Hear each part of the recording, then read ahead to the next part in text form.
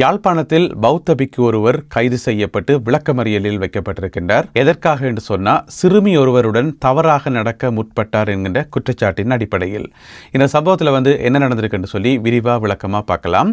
அதாவது யாழ்ப்பாணம் நாவட்குழி பகுதியில் ஒரு விகாரை ஒன்று இருக்குது தானே. அந்த நாவட்குழி விகாரைக்கு பக்கத்தில் இருக்கிற ஒரு குடும்பம், அந்த குடும்பத்தைச் சேர்ந்த ஒரு சிறுமி என்ன செய்கிறான்னு சொன்னால் தண்ணி எடுக்க போயிருக்கிறா. வீட்டுக்கு தண்ணி எடுக்கிறதுக்கு போகக்குள்ள அந்த நாவட்குழி விகாரையில் இருக்கக்கூடிய பிக்கு ஒரு ஆள் என்ன செய்கிறாருன்னு சொன்னால் அந்த சிறுமியோட தவறான முறையில் கதைச்சிருக்கிறார். பிழையாக நடக்க முற்பட்டிருக்கிறார். அதுக்கு பிறகு அந்த பிள்ளை பயந்து ஓடி போய் வீட்டில் போய் பேரண்ட்ஸ்கிட்ட சொன்னோன்னே அப்போ பெற்றோர் போய் என்ன செய்யணும், சாவச்சேரி போலீஸில் கம்ப்ளைண்ட் பண்ணியிருக்கணும். அதுக்கு பிறகு சாவச்சேரி போலீஸ் உடனடியாக அந்த பிக்குவை கைது செய்திருந்தார்கள். கைது செய்து நேற்று ஞாயிற்றுக்கிழமை இன்னும் பார்க்காமல் நேற்று சாவச்சேரி நீதவான் முன்னிலையில் அவர் முற்படுத்தப்பட்டார். இதன்போது ஏப்ரல் மாதம் 2ஆம் தேதி வரை அவரை விளக்கமறியலில் வச்சு விசாரிக்க சொல்லி நீதவான் உத்தரவு பிறப்பித்திருக்கின்றார். என்ன பிரச்சனை என்று சொன்னால், இந்த வழக்கில் ஒரு பெண் சட்டத்தரணி ஒருவரும் கலந்து கொண்டார் என்று சொல்லப்படுகிறது. அப்போ அந்த பாதிக்கப்பட்ட சிறுமி சார்பாக அந்த பெண் சட்டத்தரணி வந்திருப்பா போலடக்கு என்று சொல்லி யாருமே நினைக்க வேண்டாம். பிக்கு சார்பாகத்தான் அந்த பெண் சட்டத்தரணி கலந்து கொண்டிருக்கிறா.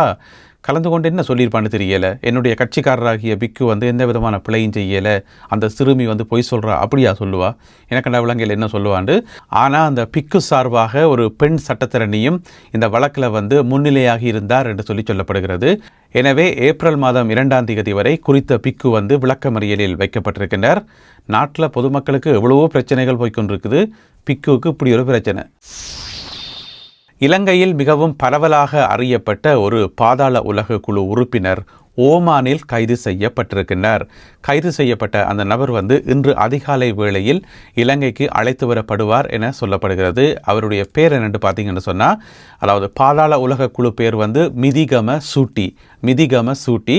சொந்த பேர் பார்த்தீங்கன்னு சொன்னால் பெரிய நீளமான பேர் ராஜபக்ஷ பத்திரனலாகே பிரபாத் மதுசங்க, இதுதான் அவருடைய சொந்த பேர். இலங்கையில் பார்த்தீங்கன்னு சொன்னால் நிறைய கொள்ளைகள், கொலைகள், கடத்தல்கள், போதைப்பொருள் வியாபாரம் என்று சொல்லி செய்யாத குற்றங்களே இல்லையா, எல்லாத்தையும் செய்து போட்டு தப்பி ஓடியிருக்கார் வெளிநாட்டுக்கு. முதல்ல என்ன செய்கிறார்னு சொன்னால் துபாய்க்கு ஓடி இருக்கிறார். இலங்கையிலேருந்து துபாய்க்கு போயிருக்கார். பிறகு துபாயிலிருந்து ஓமானுக்கு போயிருக்கிறார். பிறகு ஓமானில் வச்சு இப்போ பிடிபட்ட இடம் எது தெரியுமா? ஓமானில் ஒரு ஆடம்பரமான விடுதியில், நட்சத்திர விடுதியில் தங்கியிருந்தவராம். என்னடா நிறைய காசு இருக்குன்னு தானே, இந்த மாதிரி போதைப்பொருள் கடத்தலில் ஈடுபட்டால் காசு வருந்தானே. அப்போ நட்சத்திர விடுதியில் போய் தங்கியிருந்திருக்கார். தங்கியிருக்கும் போது இப்போ 2 நாளைக்கு முதல் ஓமானிய போலீசார் அவரை கைது செய்திருக்கின்றார்கள். ஏன் கைது செய்ய வேண்டி என்று சொன்னால், அவருக்கு எதிராக சர்வதேச போலீஸ் இன்டர்போலினுடைய ரெட் நோட்டீஸ், சிவப்பு எச்சரிக்கை விடுக்கப்பட்டிருந்ததாம். எனவே ஒரு நபருக்கு எதிராக சிவப்பு எச்சரிக்கை விடுக்கப்பட்டால் அவர் இந்த உலகத்தின் எந்த மூலையில் போனாலும் தேடி பிடிச்சு கைது செய்யப்படுவார். எனவே ஓமான் நாட்டில் நட்சத்திர விடுதியில் வைத்து கைது செய்யப்பட்டிருக்கின்றார் மிதிகம சூட்டி. இன்று அதிகாலை இலங்கைக்கு அழைத்து வரப்படுவார் என்று சொல்லப்படுகிறது. இவர் யார் தெரியுமா? ஏற்கனவே கைது செய்யப்பட்டு சிறையில் வைக்கப்பட்டிருக்கின்ற ஹரக்கட்டா, அடிக்கடி செய்திகள் எல்லாம் வரும் ஹரக்கட்டா, அவருடைய ஒரு நெருங்கிய உதவியாளர் தான் இவர் என்று சொல்லப்படுகிறது. எனவே இவர் மேலே நிறைய கேஸுகள் இருக்குன்னு சொல்லி இவரை அழைச்சி கொண்டு வரத்துக்காக ஓமான் நாட்டுக்கு குற்றப்புலனாய்வு பிரிவை சேர்ந்த 3 அதிகாரிகள் போயிருந்தவர்களாம். எனவே இன்று அவர் அழைத்து வரப்பட உள்ளார். இலங்கையில் தேடப்பட்டு வந்த 2 நபர்கள் நேற்று கட்டுநாயக்கா விமான நிலையத்தில் வைத்து கைது செய்யப்பட்டிருக்கின்றார்கள். இந்தியாவில் தலைமறைவாக இருந்த அவர்கள் இந்தியாவில் கைது செய்யப்பட்டு பலவந்தமாக நாடு கடத்தப்பட்ட போது கட்டுநாயக்கா விமான நிலையத்தில் இறங்கியிருக்கணும். இறங்கிக்குள்ளதான் சிஐடியினர் ஏர்போர்ட்டில் வச்சே ஆக்களை பிடிச்சிருக்கணும். இந்த சம்பவத்தில் என்ன நடந்திருக்குன்னு பார்த்தீங்கன்னு சொன்னால், இந்த வருஷம் ஜனவரி மாதம் 29ஆம் தேதி கணேமுல்ல பகுதியில் ஒரு பெண் ஒருவர் கைது செய்யப்படுகின்றார். அதாவது 4.5 கிலோ கொக்கைன் போதைப் பொருளுடன் இந்த பெண் கைது செய்யப்பட்டிருந்தார். இப்போ பார்த்தீங்கன்னு சொன்னால், அந்த பெண்ணுடன் சம்பந்தப்பட்ட 2 பேர் தான் நேற்று கட்டுநாயக்கா விமான நிலையத்தில் வைத்து கைது செய்யப்பட்டிருக்கிறார்கள். என்ன பிரச்சனை சொன்னால், ஜனவரி மாதம் அந்த பெண்ணை கைது செய்து போலீஸார் விசாரிச்சிருக்கணும். என்ன மாதிரி கொக்கைன் எல்லாம் விற்று கொண்டு திரிகிறீங்களுங்க அல்ல கொக்கைன் என்று சொல்லி. அதுக்கு அவா சொல்லிக்கிறேன், எனக்கு ஒன்றுமே தெரியாது, என்னுடைய ஹஸ்பண்டும் என்னுடைய மகனும் தான் அதை செய்கிறவே, அவையெல்லாம் என்கிட்ட கொண்டு தந்தவை என்று சொல்லி.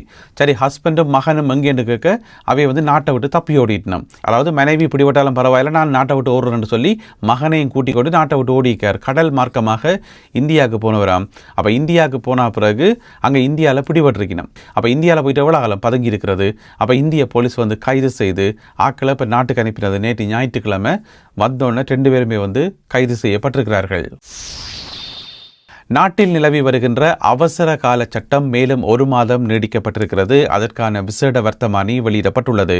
உங்களுக்கு தெரியும், இலங்கையில் அவசர கால சட்டம் அறிமுகப்படுத்தப்பட்டது டித்வா புயல் வந்த பிறகு. அந்த டித்வா புயல் காரணமாக ஏற்பட்ட பேரழிவு காரணமாகவும் அதற்கான நிவாரணங்களை துரிதமாக வழங்குறதுக்காகவும் தான் இந்த அவசர கால சட்டம் கொண்டு வரப்பட்டது. ஏனென்று சொன்னால், அவசர கால சட்டம் இருந்தால் அந்த நிதிகளை விடுவிக்கிறது, அதை எல்லா இடம் பகிர்ந்தளிக்கிறது, அதெல்லாம் ஈஸி என்றதுக்காக கொண்டு வரப்பட்டது. இப்போ பார்த்தீங்கன்னு சொன்னால் அந்த பணிகள் இன்னும் முடியலை என்று சொல்லி மேலும் 1 மாதத்துக்கு நீடிக்கப்பட்டிருக்கிறது அவசர கால சட்டம். இலங்கையில் மின்வெட்டு அமுலுக்கு வருமா? இதுதான் இப்போ எல்லார் மத்தியிலும் இருக்கக்கூடிய கேள்வியாக இருக்கிறது. ஒரு பரபரப்பான கேள்வியாகவும் ஒரு பதட்டமான கேள்வியாகவும் இருக்கிறது. ஏனென்று சொன்னால், போகிற போக்கை பார்த்தா, நடக்கிற சம்பவங்களை பார்த்தா மின்வெட்டும் அமுலுக்கு வரும் போல் நடக்குன்னு சொல்லி ஏற்கனவே சமூக வலைத்தளங்களையும் எல்லா மக்கள் மத்தியிலையும் அரசல் புரசலாக கதைக்கப்படுது. இப்போ பார்த்தீங்கன்னு சொன்னால், இலங்கை மின்சார சபை பொறியியலாளர்கள் சொல்லியிருக்கணும், சில வேளை ஏப்ரல் மாதத்தில் மின்வெட்டு அமுலுக்கு வரலாம். ஏனென்று சொன்னால் நிலைமைகள் அப்படி தான் போய்கொண்டிருக்குது. எனவே மின்வெட்டு அமுல்படுத்தப்பட்டால் மட்டும்தான் நிலைமைகளை கண்ட்ரோல் பண்ண முடியும். அதனால் ஏப்ரல் மாதத்தில் சில வேளைகளில் மின்வெட்டு அமுலுக்கு வரலாம். அதுவும் இரவு நேரத்தில் மட்டும், முதல் கட்டமாக இரவு நேரத்தில் மட்டும் மின்வெட்டு அமுலுக்கு வரலாம் என்று சொல்லி இலங்கை மின்சார சபையினுடைய பொறியியலாளர்கள் சொல்லியிருக்கிறார்கள். இருந்த போதிலும் கூட இது சம்பந்தமாக இலங்கை மின்சார சபையிடமிருந்தோ அல்லது இலங்கை அரசாங்கத்திடமிருந்தோ உத்தியோகபூர்வமான தகவல்கள் எதுவும் வெளிவரையில். அப்படி ஏதாவது தீர்மானம் எடுக்கப்பட்டால் அது நாட்டு மக்களுக்கு உத்தியோகபூர்வமாக அறிவிக்கப்படும் என்பது குறிப்பிடத்தக்கது.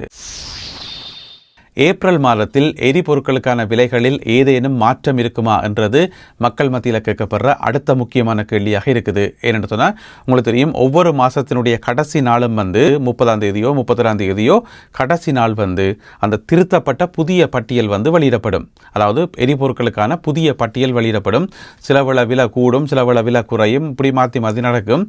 ஆனால் இந்த முறை அப்படியான பட்டியல் வெளியிடப்பட மாட்டாது, எந்த விதமான மாற்றமும் செய்யப்பட மாட்டாது என்று சொல்லி, அதாவது வெளியிடுறா நாளைக்கு 31ஆம் தேதி வெளியிடணும், ஏன்னா மாத கடைசி தானே, அது பிறகு ஏப்ரல் மாதம் 1ஆம் தேதியிலிருந்து நடைமுறைக்கு வரும்.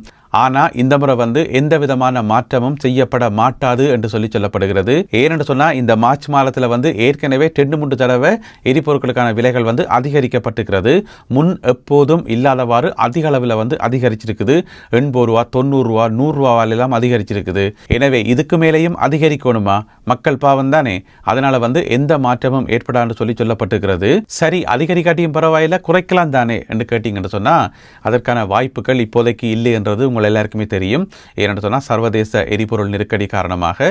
எனவே மாற்றம் இல்லை என்றதே ஒரு ஆறுதலான விஷயம்தான். எனவே ஏப்ரல் மாதத்திலும் இதே விலைகள் தொடரும் என்று சொல்லி எதிர்பார்க்கப்படுகிறது. ஜனாதிபதி அனுரகுமார திசாநாயக்கா தலைமையிலான இந்த அரசாங்கம் ஊழலை ஒழிப்பதில் கண்ணும் கருத்துமாக செயல்பட்டு வர்றது எங்கள் எல்லாருக்குமே தெரியும். இப்போ தான் பார்த்தீங்கன்னு சொன்னால், லஞ்ச ஊழல் ஆணைக்குழுவிலிருந்து எல்லா அமைப்புகளும் சீரும் சிறப்புமாக இயங்கி கொண்டிருக்குது. அப்போ லஞ்ச ஊழல் ஆணைக்குழு இருக்குதானே, அவர்கள் தான் இந்த ஊழலை கட்டுப்படுத்துகிறார்கள். ஊழலோட சம்பந்தப்பட்ட நிறைய பேரை கைது செய்து விசாரணைகளை மேற்கொண்டு அந்த பயங்கரமாக வேலை செய்கிறது லஞ்ச ஊழல் ஆணைக்குழு தானே, CIA BOC என்று சொல்கிறது. ஆனால் லஞ்ச ஊழல் ஆணைக்குழுவில் ஒரு பிரச்சனை என்னென்னு சொன்னால், அவர்கள் இருக்கிற இடம் கொழும்பு. அப்போ கொழும்புலேருந்து செயல்படுறதால எல்லாத்துக்கும் கொழும்புக்குத்தான் போக வேண்டியிருக்குது, அல்லது அவர்கள் கொழும்புலேருந்து இங்கே வர வேண்டியிருக்குது. இப்போ யாழ்ப்பாணத்தில் ஒரு ஆளை கைது செய்யணும், மட்டக்களப்பில் ஒரு ஆளை கைது செய்யணும்னு சொன்னால் லஞ்ச ஊழல் ஆணைக்குழு அதிகாரிகள் அங்கேருந்து இங்கே வர வேண்டியிருக்குது. அப்போ இது ஒரு கரைச்சல் தானே. அப்போ ஜனாதிபதி அனுரகுமார திசாநாயக்கா அவர்கள் ஒரு ஆலோசனை ஒன்று முன்வைச்சவர் என்னென்னு சொன்னால், நாங்கள் இந்த லஞ்ச ஊழல் ஆணைக்குழுவை பிரிப்போம், மாவட்டமாக பிரிப்போம். ஒவ்வொரு மாவட்டத்துக்கும் அதுக்கு ஒரு பிரான்ச் மாதிரி போட்டு அங்கங்கெல்லாம் கொண்டு போய் பரவலாக்கி விட்டோம்னு சொன்னால், அப்போ ஈஸி தானே, பொதுமக்களுக்கு உடனே ஓடி போய் முறைப்பாடு செய்யலாம், அழிய தேவையில்லை, கஷ்டப்பட தேவையில்லைன்னு சொல்லி. இப்போ அந்த திட்டத்தை நடைமுறைப்படுத்துறதுக்கான முயற்சிகள் வேகமாக முன்னெடுக்கப்படுதாம். அது மிக விரைவில் அமைச்சரவையில் சமர்ப்பிக்கப்பட்டு அமைச்சரவையினுடைய அங்கீகாரம் கிடைத்ததன் பின்னர் நடைமுறைக்கு வரும் என்று சொல்லி, அதுக்கு பிறகு லஞ்ச ஊழல் ஆணைக்குழு நாடு முழுவதும் பரவலாக்கப்படும், மாவட்டத்துக்கு மாவட்டம் பரவலாக்கப்படும். அதுக்கு பிறகு ஊழலை ஒழிக்கிறதுல, லஞ்சத்தை ஒழிக்கிறதுல இன்னும் ஒரு முன்னேற்றகரமாக செல்ல முடியும், அடுத்த கட்டம் நோக்கி நகர முடியும் என்று சொல்லி அரசாங்க தரப்பில் சொல்லப்பட்டிருக்கிறது. நல்ல விஷயம். அடுத்ததாக இன்றைய கருத்தோவியம். இது ஒரு எளிமையான கருத்தோவியம், பார்த்தோன்னே விளங்கும். அதாவது கப்பல்களில் வந்து எரிபொருட்கள் வருது இந்தியாவிலிருந்து. அதில் வந்து இந்திய பிரதமர் நரேந்திர மோடி அவர்கள் நிற்கிறார். இங்கால பார்த்தீங்கன்னு சொன்னால் ஜனாதிபதி அனுரகுமார திசாநாயக்கா அவர்கள் கை காட்டுறார். கீழே பார்த்தீங்கன்னு சொன்னால் ஜனாதிபதி அனுரகுமார திசாநாயக்கா அவர்களுடைய காலடியில் வந்து தண்ணி வந்திருக்குது. அதனுடைய அர்த்தம் வந்து அந்த தண்ணி வருதுன்னு சொன்னால் அது வந்து ஆபத்து தான் குறிக்கும். சொல்லுவோம் அந்த கழுத்தளவுக்கு தண்ணி வந்துட்டு முழங்கால அளவுக்கு தண்ணி வந்துட்டு சொல்லி. ஆனால் இங்கே பார்த்தீங்கன்னு சொன்னால் கழுத்தளவுக்கு தண்ணி வேற இல்லை, முழங்காலுக்கெல்லாம் தண்ணி இருக்குது. எனவே ஆரம்ப கட்டத்தில் இருக்குது, ஆபத்துக்கான ஆரம்ப கட்டம். அப்பயே இந்தியா வந்து காப்பாற்றிட்டு என்று சொல்லி இந்த ஒரு கருத்தோவியம் வந்து வரையப்பட்டிருக்கிறது. எனவே இந்த ஒரு கருத்தோவியம் மற்றும் இன்றைய காணொலியில் பகிர்ந்து கொள்ளப்பட்ட செய்திகள் தொடர்பான உங்களுடைய கருத்துக்களை மறக்காமல் கீழே எழுதுங்கள். மீண்டும் சந்திப்போம் உறவுகளே. நன்றி, வணக்கம்.